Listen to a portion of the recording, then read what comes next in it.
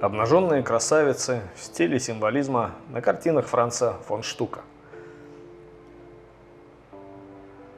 Франц фон Штук, годы жизни 1863-1928, немецкий художник и скульптор, особенно прославившийся своими картинами с обнаженными красавицами, написанными в стиле символизма. В своих работах он многое взял от творчества швейцарского художника Арнольда Бёклина и совмещал многочисленные символы и аллегории с массивными, натуралистично изображенными фигурами с множеством достоверных деталей.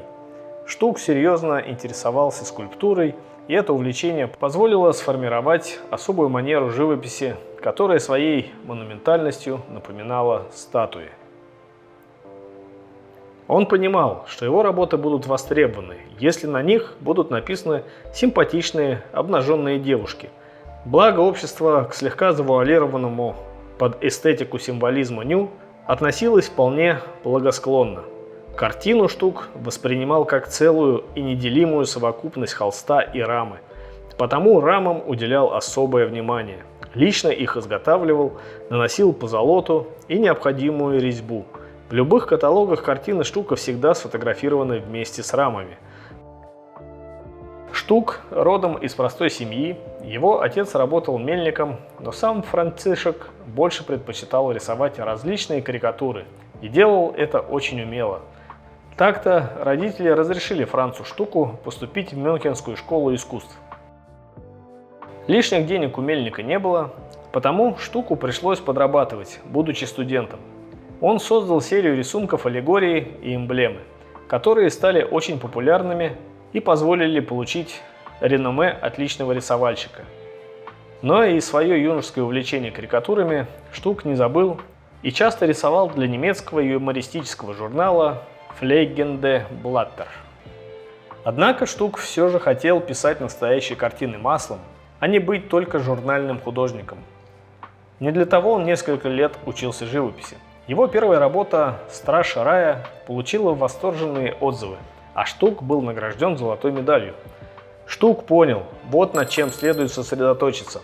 Отказался от ремесленной работы в журналах и стал писать портреты для обеспеченных заказчиков. Люди на его портретах отчасти походили на монументальные скульптуры. Они возвышались над бренностью бытия, были преисполнены достоинства и одухотворенности. Правда, в его работах имелось не слишком много, хотя Штук и пытался добиться безусловного внешнего сходства, но такой стиль нравился заказчикам. Все хотят выглядеть на портретах величественно и достойно, пусть в жизни все совсем не так. В 1893 году Штук написал картину «Грех», которая еще больше закрепила его реноме как отличного художника-символиста и стала настоящей сенсацией. Еще никогда грех художники не изображали столь привлекательным. Действительно, совладать с таким соблазном очень сложно и под силу лишь настоящему святому. А в 32 года Штук получил почетную должность профессора художественной академии, где всего лишь 10 лет назад учился сам. Он выучил немало хороших живописцев, в том числе Василия Кандинского и Пауля Клея. А главное, не заглушил их художественное видение академическими рамками, что в итоге позволило им найти новые пути в искусстве. Вскоре Штука стали называть принцем художников. Он женился и задумал обустроить собственное семейное гнездышко, где заодно размещались бы и художественная мастерская. Так появилась вилла Штука. В ней Штук спроектировал все сам, вплоть до интерьера и мебели, а впоследствии получил за эту работу еще одну золотую медаль. В 1905 году Штук получил дворянское звание и возможность прибавить к своему имени приставку «фон». Для этого времени это было очень большое значение. Его простонародное происхождение уже мало что значило, а он мог посещать лучшие дома Европы. Но после Первой мировой войны картины Штука стали терять популярность. Вычурный модерн и символизм людей уже мало интересовал. Изменились требования к искусству, людям хотелось простых, понятных и жизнерадостных тем и картин, а не декадансных экспериментов, поскольку смерти они навидались предостаточно.